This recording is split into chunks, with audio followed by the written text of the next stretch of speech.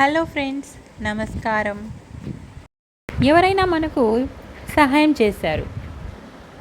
ఎలాంటి సహాయం అది? రకరకాల సహాయాలు ఉంటాయా? చాలా రకాల సహాయాలు ఉంటాయి కదా.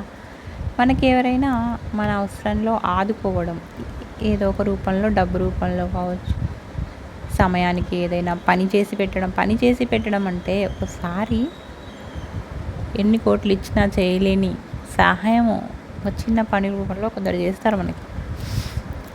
ఒకసారి మన లోపల ఏదైనా వీక్నెస్ ఉన్నప్పుడు, మనకు సపోజ్ ఒక చెయ్యి నొప్పిగా ఉంది, మనకు ఆ సమయంలో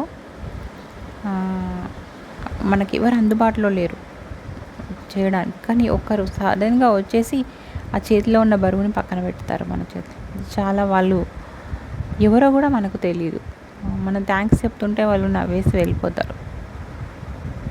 అక్కడితో వాళ్ళు మళ్ళీ మనకి కనిపించకపోవచ్చు, కానీ మనం థ్యాంక్స్ చెప్పడం వల్ల, ధన్యవాదాలు తెలియజేయడం వల్ల అయిపోదు. ఆ సంఘటన మనకి మైండ్లో ఎప్పుడు గుర్తుండిపోతుంది. మనకి ఎప్పుడు వాళ్ళు గుర్తుకొచ్చినా మన హృదయము కృతజ్ఞతతో నిండిపోతుంది.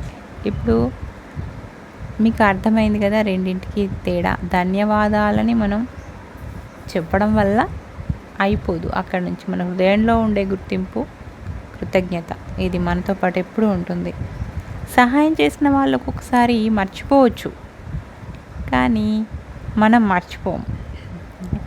ఎవరైతే సహాయం పొందామో మనం మర్చిపోం. ఇక అలా మర్చిపోతే వాళ్ళ గురించి నేను ఈ వీడియోలో చెప్పట్లేదు, తర్వాత వీడియోలో చెప్తా. మర్చిపోలేని మనలాంటి వాళ్ళ గురించి చెప్తున్నా. మన హృదయంలో ఎప్పుడూ ఆ కృతజ్ఞత నిండిపోతూ ఉంటుంది. మనకు ఆ ఫీలింగ్ మనకు కూడా ఏమనిపిస్తుంది అంటే, వాళ్ళు అసలు ఎంత మంచి హృదయం వాళ్ళది, నాకు ఇంత సహాయం చేశారు అడగకుండానే. మనం కూడా ఇలా ఎవరికైనా చేయాలి అనిపిస్తూ ఉంటుంది అన్నమాట. అలా ఒక మంచి పని మనం చేసినా, ఎవరైనా చేసినా, మనం చూసినా, విన్నా, చదివినా, రాసిన, ఊహించిన దాని ఫలితం చాలా మంచిగా ఉంటుంది అన్నమాట. అందుకే మనం ఏదైనా చూస్తే మంచిగా చూడాలి, ఏదైనా వింటే మంచిగా వినాలి, ఏదైనా చదివితే మంచి చదవాలి. అంటే ఇక్కడ మంచి చదవాలి అంటే, మంచి చూడాలి అంటే, మరి బయట ప్రపంచంలో మంచి ఉందా? ప్రతి దాంట్లో మంచి చూడాలా? అది కాదు నేను చెప్పేది. ఏంటంటే మనకు తెలియకుండా మనకు కనిపించేటి అన్నీ మనం చూడడం అనరు. మనం చూడడం అంటే మనం కావాల్సుకొని చూసేటివి ఉంటాయి కదా, అది మనం చూసేది. కనిపించేదాన్ని మనం మార్చలేం. మనం ఇంట్లో నుంచి బయటకు వెళ్ళినప్పుడు చాలా కనిపిస్తాయి, అవన్నిటిని మనం మార్చలేము. ఎందుకంటే అవి అక్కడ ఉన్నాయి. మనం ఎలాగైతే ఈ భూమి మీద ఉన్నామో అవన్నీ కూడా అక్కడ ఉన్నాయి, వాటిని మార్చలేము. ఇప్పుడు మనం బయటికి వెళ్ళగానే ఒక మురుగు కాలువ కనిపిస్తుంది, మంచి చూడమన్నారు అంటే, నేను మంచి చూడమన్నారంటే మురుగు కాలువలో గురించి కూడా మీరు మంచిగా ఆలోచించుకుంటే సరిపోతుంది. ఆ మురికి కాలువ లేకుంటే మనం ఉంటామా? మనం తయారు చేసిన మురికే కదా ఆ కాలువ తీసుకెళ్తుంది. అలా అంటే అంతటితో వదిలేయండి, ఇంకా దాని గురించి ఆలోచించుకుంటూ ఉంటే మళ్ళీ మనం ఈ మైండ్లోకి వస్తుంది ఆ మురికి అదనమాట. అంటే చెడుని చూసినప్పుడు దాని గురించి ఒక వాక్యం అనేసుకొని వదిలేయండి, లేదా వీలైతే ఆపడానికి ప్రయత్నించండి, లేదా మీరు కనీసం అలా చేయకుండా ప్రయత్నించండి. కానీ కొంతమంది, నేను గమనించింది ఏంటంటే, కొంతమంది ఎక్కువగా కొన్ని చూస్తుంటారు కావలసుకొని, కొన్ని మాధ్యమాల్లో కొన్ని చూస్తుంటారు, చదువుతుంటారు, వింటుంటారు, వినిపిస్తుంటారు, చెప్తుంటారు, చేయిస్తుంటారు, చదువుతుంటారు, చదివిస్తుంటారు, రాస్తుంటారు, రాయిస్తుంటారు. ఇలాంటివి కొన్ని చెడువి అంటే ఇక్కడ అది మొత్తం చూసిన తర్వాత కనీసం ఒకటన్నా దాని నుంచి మంచి నేర్చుకోవడానికి, లేకపోతే చెడే కదా. అలాంటివి పనిగట్టుకొని రోజు గంటలు చూడడం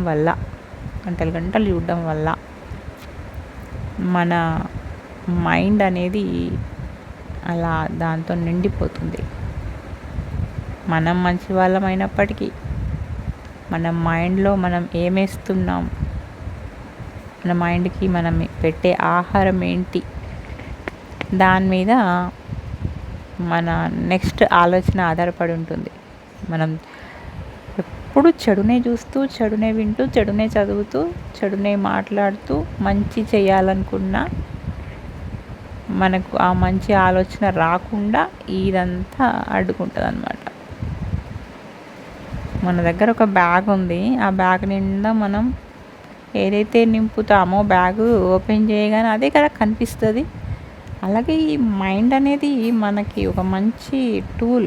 మనం ఆలోచించుకోవడానికి, చూసింది దాచిపెట్టడానికి, తర్వాత తీసి దాన్ని ఉపయోగించడానికి ఇది ఒక మంచి టూల్. దీంట్లో మనం ఏది పెట్టుకుంటామో అదే ఉంటుంది. కాబట్టి మనం మంచి ఆలోచన చేయాలంటే ముందు దీనికి మంచి విషయాలను అందించాలి కదా. మనం ఆరోగ్యం కోసం, మన శారీరక ఆరోగ్యం కోసం మంచి ఫుడ్ తీసుకుంటాం కదా.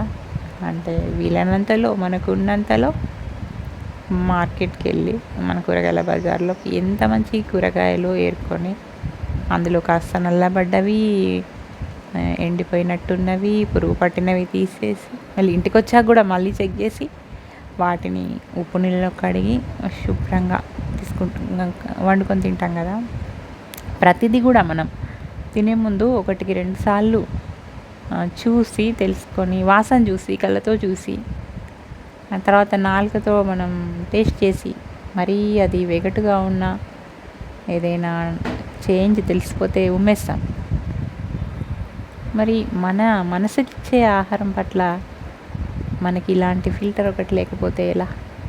మన మనసు లోపలికి, మన మైండ్ లోపల వెళ్ళే ఒక ఆలోచన ఎలాంటిది అనేది మనం ఒకసారి, ఆలోచన అంటే మనం చేసేది, బయట నుంచి వచ్చేది.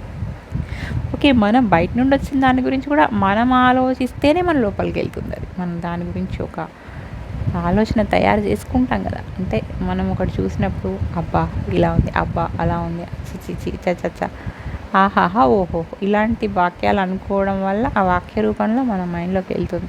కొన్ని దృశ్యాల రూపంలో, కొన్ని విన్న శబ్దాల రూపంలో ఇలా. కాబట్టి మనం వినే శబ్దమే కావచ్చు, మనం చూసే దృశ్యమే కావచ్చు, మనం మాట్లాడే పదాలు, వాక్యాలు కావచ్చు, ఇవన్నీ మనం చేతితో పొద్దున్న నుండి సాయంత్రం వరకు మనం చేస్తున్న పనులు కావచ్చు, ఇవన్నీ ఎలాంటివి, అవి మన జీవితంలో ముఖ్యమైన పాత్ర పోషించడం లేదా. కాబట్టి అనుకోకుండా చూసింది, అకస్మాత్తుగా విన్నది వదిలేయండి, అది తప్పదు. కానీ కావాలనుకొని మనమే పెట్టుకొని చూస్తుంటాం, మనమే స్విచ్లు నొక్కి, మీటర్లు నొక్కి ప్రెస్ చేసి చూసేవి కాస్త మంచివి చూడండి. మంచివి అంటే ఏంటో ఇక మీకు అర్థమైపోయి ఉంటుంది కదా.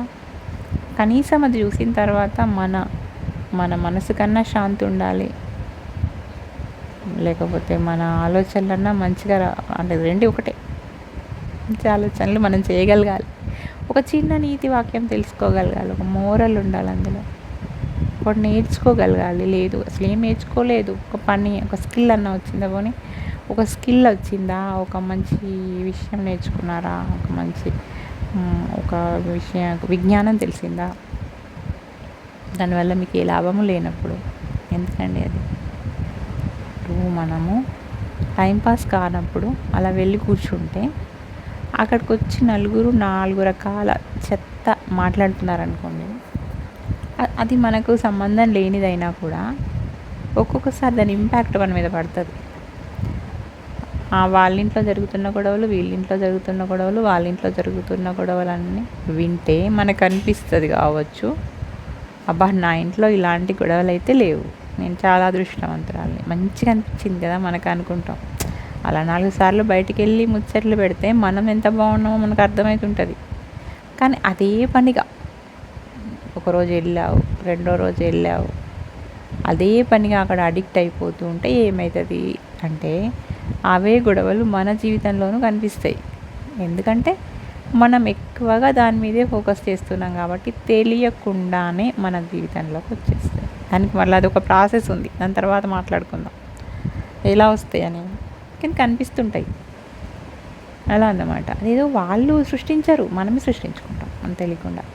వాళ్ళు కాస్త అడుగుతుంటారు, మీకు ఎలా ఉంది, మీ ఇంట్లో ఎలా ఉంది, మీరు ఇంతేనా, అబ్బా మీరు చూడండి ఎంత బాగున్నారో, మీ ఇంట్లో వాళ్ళు చాలా మంచివాళ్ళు అలా అనడం ద్వారా, లేకుంటే నెగిటివ్గా అయ్యో అలాగా ఇలాగా అనడం ద్వారా, ఇట్లా చేస్తున్నారా, మీకు అట్లా ఉందా, అదో ఇదో అంటూ మొత్తం మీద మనం దాన్ని మన జీవితంలో కూడా తీసుకుంటున్నామని అర్థం. ఎప్పుడో వెళ్ళాం, ఒకసారి విన్నాం, వదిలేసాం, అది కాకుండా ప్రతిరోజు అదే పనిగా చుట్టుపక్కల వాళ్ళతో అందరితో మంచిగా మాట్లాడాలి, అందరితో కలిసిమెలిసి ఉండాలి, అందరికీ సహాయం చేయాలి. ఇదంతా కరెక్ట్, ఇది నిజం, మంచి విషయం. కానీ చుట్టుపక్కల వాళ్ళ బాధల్లో మనం ఏదైనా సాయం చేస్తే చేయాలి, కానీ ఉబుసుపోక కబుర్లు, చెప్పుడు మాటలు మాత్రం మనం అసలు వాటికి ఎక్కువ ఇంపార్టెన్స్ ఇవ్వకూడదు.